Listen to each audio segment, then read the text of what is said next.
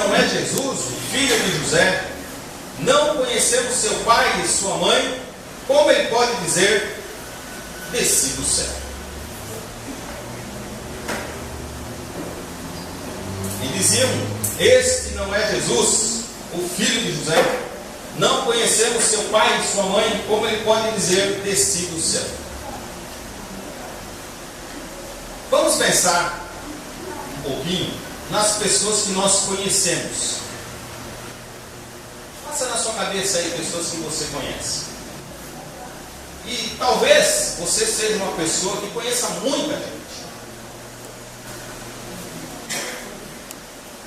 E como você pode conhecer muita gente, talvez você imagine o que elas são, como elas são. Talvez você também imagine o que aquela pessoa pode fazer, o que ela deixa de fazer, o que ela faz. Mas também podemos pensar que nós conhecemos de forma diferente as mesmas pessoas. Quando a gente pensa em política, em futebol, quando a gente pensa em várias coisas, eu gosto de A, mas não gosto de B, e o outro vem e diz que gosta de B e não gosta de A, né? E uma coisa interessante é que sobre Jesus, e esse texto fala de Jesus, o filho de José, acontece algo semelhante no mundo de hoje. Acontecia naquele tempo, nos primórdios da igreja, mas acontece hoje também. Muitos já ouviram falar de Jesus. Muitos dizem que conhecem Jesus. Outros dizem que nunca viram, nunca ouviram e nem sabem quem é Jesus. Mas nesta noite eu gostaria de convidá-los, gostaria que nós caminhássemos juntos por esse texto, para nós possamos pensar um pouquinho no seguinte: quem é Jesus para você? Não é quem é Jesus para os outros, é quem é para você. Quando nós lemos esse texto e lemos a parte anterior desse texto, você sai com a sua Bíblia, você pode olhar, você vê que as pessoas têm opiniões sobre Jesus. Opiniões diferentes. Cada um tem um tipo de opinião. E vamos vê-las aqui. As opiniões das pessoas são assim: esse aí é um carpinteiro, é o filho de José. É uma pessoa como eu, como você, uma pessoa normal. Outros vão dizer assim: não, esse é um profeta, ele disse que veio do céu, ele é uma autoridade. Alguns outros vão dizer assim: não, ele disse que é um rei, então ele é o provedor, é o nosso chefe, é o cara que manda. Para outros, nesse texto, dizem assim: não, esse cara parece um fantasma, ele some, desaparece, é um cara muito misterioso. Vemos aí opiniões diferentes sobre quem é Jesus.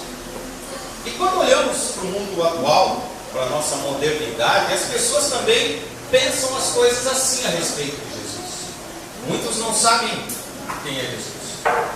Para muitos, Jesus é uma pessoa, foi uma pessoa. Para outros, nem foi, nem existiu. Isso faz com que nós tenhamos que pensar um pouco, e eu quero que você caminhe comigo pensando nisso, de quem é Jesus para você. Não é quem é Jesus para os outros. Para você é muito importante. Porque daí nós vamos ver o seguinte: que nós precisamos buscar Jesus pelo que Ele é. E também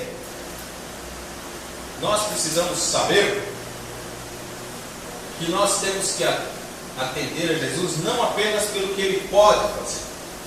Existe uma grande diferença nesse pensamento. Muitas pessoas pensam e caminham apenas em toda a sua vida pensando naquilo que Jesus pode fazer, mas se esquecem de quem Ele é. Quem é Jesus para você? Quem é Jesus para você? Você já parou para pensar nisso? Você já pensou nisso alguma vez? E vamos pensar um pouquinho sobre algumas formas que as pessoas veem Jesus. O texto do livro de João, no capítulo 1, no verso 11, diz assim: veio para o que era seu, mas os seus não o receberam. Quem é Jesus para você? Para alguns, Ele é o Senhor rejeitado. A palavra de Deus diz que Jesus veio ao mundo e primeiramente ele foi atender o seu povo, o povo judeu. Mas o povo não o recebeu, não só não o recebeu, como não o aceitou, o rejeitou e o crucificou. Jesus veio para o que era seu, ou seja, para o povo dele, mas os seus não o receberam. Um Senhor rejeitado. Jesus veio a este mundo. Mas as pessoas para as quais ele primeiramente se dirigiu, as pessoas que eram seu sangue, o povo dele, de onde ele tinha vindo, filho de José e Maria, filho de Maria, concebido pelo Espírito Santo, né? E o Natal nos traz esta mensagem sempre. Esse povo não quis saber de Jesus. Os partidos políticos da época, os saduceus, os fariseus, quando lemos todas as passagens dos evangelhos, vemos que eles conspiram contra Jesus, porque eles não podiam admitir Jesus. Então eles rejeitaram Jesus. Eles disseram não para o que Jesus vinha fazer. Eles disseram não para o que Jesus era. Eles disseram não para aquilo que Jesus poderia fazer por eles. Eles disseram não para um Jesus que veio para todos nós. Mas algumas outras pessoas, e o texto de João 20, 31 diz assim: mas estes foram escritos para que vocês creiam que Jesus é o Cristo, Filho de Deus, e crendo tenham vida em seu nome. João 20, 31. E aí nós caminhamos para um outro ponto, onde diz que quem é Jesus para você? Ele é o Salvador prometido. O texto diz que ele veio para que aqueles que creiam que Jesus Cristo é o Filho de Deus e crendo tenham vida em seu nome. Toda vez quando eu vou batizar uma pessoa, eu faço essa pergunta: você crê, você aceitou esse Jesus Cristo como seu Senhor e Salvador? Porque esta é a diferença que pode fazer grandes coisas na nossa vida.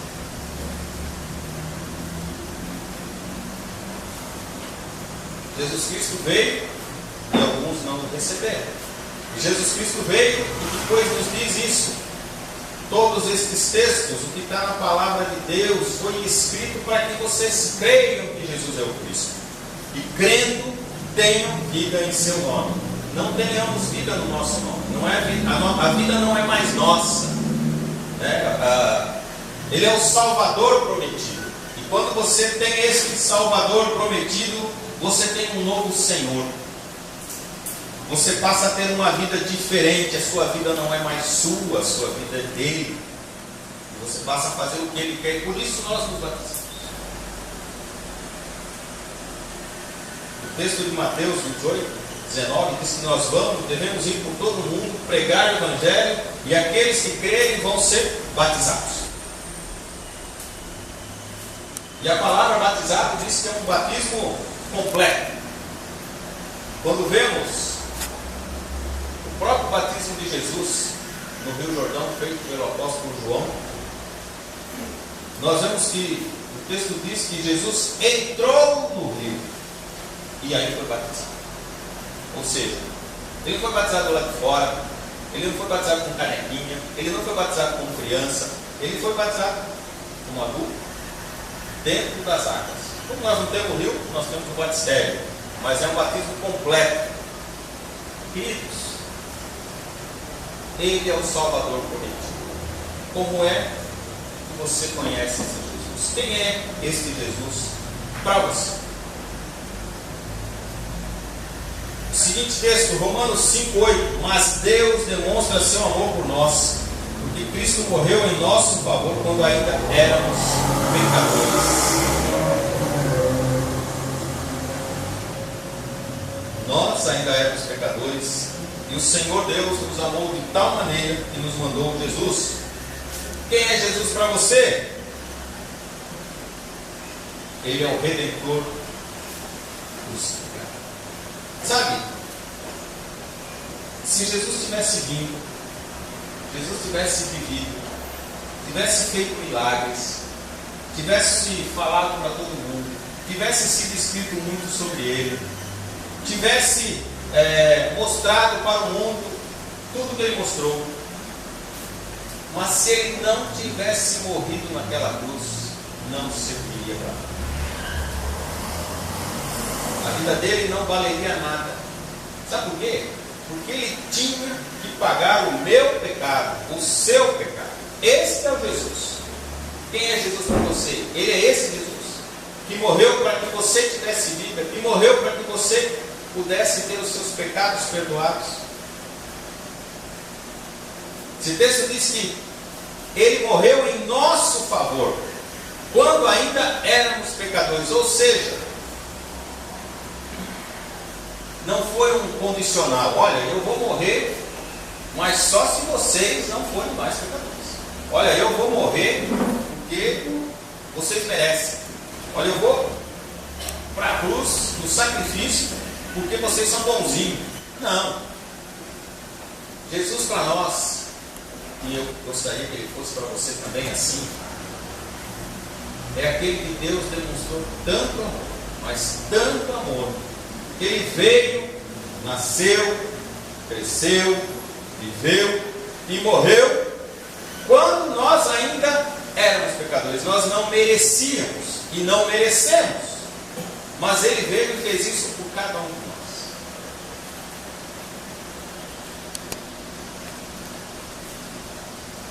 E o próximo texto diz assim: que por meio dele vocês creem em Deus, que o ressuscitou dentre os mortos e o glorificou, de modo que a fé e a esperança de vocês estão em Deus. Sabe? Da mesma forma, Jesus poderia ter vindo, ter feito seus milagres, poderia ter atendido tantas pessoas, poderia ter tentado mudar a sociedade, poderia ter sido crucificado naquela cruz. Mas se mesmo crucificado naquela cruz, depois ele não tivesse, como diz o texto, ressuscitado, nossos pecados não teriam sido perdoados. Quem é Jesus para você? Ele é o Cristo ressuscitado. Nós cremos num Cristo ressuscitado. Nós cremos num túmulo vazio. Jesus Cristo não está lá como outros, como Buda, como outros profetas que existiram, e que o corpo ficou lá, virou pó. Jesus não. Jesus ressuscitou. Jesus foi assunto aos céus, ele foi elevado aos céus, ele teve um corpo glorificado. Ele é o Cristo ressuscitado que eu creio. Eu creio nesse Cristo ressuscitado. Quem é Jesus para você? Você crê que Jesus é esse Jesus para você? Você já parou para pensar nisso? Que o túmulo onde Jesus foi colocado ficou vazio, e a Bíblia diz que ele ficou vazio. E a Bíblia diz também que muitos viram Jesus depois que ele havia morrido. Ele caminhou entre os apóstolos, ele comeu com os apóstolos, ele foi visto por muitas pessoas, porque ele é este Cristo ressuscitado. Quem é Jesus para você, meu filho? Quem é este Jesus que você diz que conhece? E lá no fim da Bíblia, lá no livro de Apocalipse, o texto diz assim: eis que venho em breve, feliz é aquele que guarda as palavras da profecia deste livro. Apocalipse 22, 7. A Bíblia é um livro completo. É uma Bíblia que mostra todo o relacionamento, é um livro que mostra todo o relacionamento de Deus conosco, com a sua criação. E lá no fim, esse Jesus também tem uma importância para nós, porque esse Jesus, ele é o rei que voltará. E esse momento da volta de Jesus, eu não sei quando vai ser, porque a Bíblia não nos diz, a Bíblia só nos diz sinais, diz que muitas coisas vão acontecer nesse momento. A Bíblia diz que quando ele voltar, todo mundo vai ver, todo olho verá, todo mundo vai saber que haverão sinais, que vão ter terremotos, que vai ter isso, que vai ter aquilo, mas não diz a data, isso não nos importa. O que nos importa é que esse Jesus vai voltar. Mas quando ele voltar, meus filhos, Jesus não voltará como Salvador. Jesus voltará como justo juiz. E virá então julgar os vivos e os mortos. E aqueles que estiverem com ele subirão para os céus, e os outros não vão subir para os céus.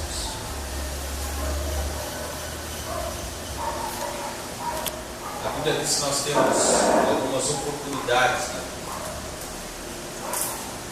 Algumas oportunidades de conhecer Jesus. E Deus é tão justo que a própria palavra dele diz que Jesus não voltará antes que toda língua ou nação ouça de Jesus e possa decidir quem é Jesus para você. Quem é Jesus para você? Quando ele voltar, como você vai ser? Eu quero dizer uma coisa para você e quero que você pense nisso. Pense aí, sentado no banco. Quem é Jesus para você? Ele é um Senhor que você rejeitou? Ou ele é alguém que te salvou pela crucificação, por ter sido ressuscitado, e ele é alguém que vai voltar para buscar você? Quem é Jesus para você? Quem é esse Jesus? Tantos falam. De que lado do conhecer você está? Você está do lado daqueles que rejeitam Jesus? Ou, assim como estes que hoje desceram as águas do batismo, você está do lado do Salvador prometido, do Redentor crucificado, do Cristo ressuscitado, daquele Rei que voltará para nos buscar? O que eu posso dizer é que a vida tem dois caminhos. Uma com Cristo e uma sem Cristo. Ninguém é obrigado a andar com Cristo. Mas você pode receber esse Jesus. Você pode ter esse Jesus. Você pode ter a felicidade de Jesus. E para ter esse Jesus que morreu por mim e morreu por você, o que você precisa é se arrepender. É reconhecer que é pecador, crer e orar para que Ele mude a sua vida. E eu quero pedir a todos agora que baixem suas cabeças, fechem os seus olhos e pense dentro do seu coração: quem é Jesus para você? Quem é esse Jesus sobre o qual hoje vocês ouviram falar um pouquinho? E eu quero dizer algumas palavras aqui. Se você tiver no seu coração, se você sentir no seu coração que realmente você precisa conhecer este Jesus para ficar do lado certo da vida, você pode repetir comigo aí sentadinho no seu lugar, na sua mente: Senhor Jesus, eu creio em Ti e eu quero Te receber como meu Senhor e Salvador. Pela fé eu abro o meu coração, Jesus, eu Te recebo. E eu peço a Deus que o Senhor perdoe os meus pecados. E eu quero declarar a Jesus que a partir de agora Tu és o meu Senhor e meu Salvador. E que esse é o caminho que eu quero seguir. E é no Teu nome que eu faço esta oração. Meu querido, talvez aí sentado no seu banco, minha querida, talvez você tenha feito esta oração na sua mente. E eu quero te dizer uma coisa: se você fez, você vai mudar muito a sua vida. Nós vamos estar indo para o final do culto. E como a gente sempre faz, nós ainda vamos cantar uma música. E quando nós cantamos essa música, depois, no fim da música, nós oramos por todo mundo. E eu quero dizer para você o seguinte: se porventura você fez essa oração, se você reconheceu que quer Jesus, você não vai vir aqui à frente como os outros, você vai vir aqui ao meu lado. E aí eu vou orar mais uma vez por você. Bem, meus queridos, quero dar graças ao Senhor pela grandeza da tua misericórdia e pela bênção que é servir ao Senhor. Obrigado, Deus, por esta igreja, por este povo que tem andado nos teus caminhos, que tem feito diferença neste lugar. Rogamos que o Senhor, ó Deus, esteja com cada um de nós. Que onde nós colocarmos os nossos pés, ó Deus, possam ser os pés daqueles que anunciam as boas novas do Senhor. E que o teu povo, neste lugar, possa ser reconhecido e visto como um povo que serve a Deus. Leva-nos em paz para os nossos lares, ó Deus. Dá-nos uma semana para ser vivida na graça e no amor do Senhor. Que as consolações do Espírito Santo de Deus estejam sobre cada um de nós. E que o amor de Deus não nos constranja a cada dia. Por isso oramos no nome de Jesus. Amém. Vão em paz, que Deus os acompanhe.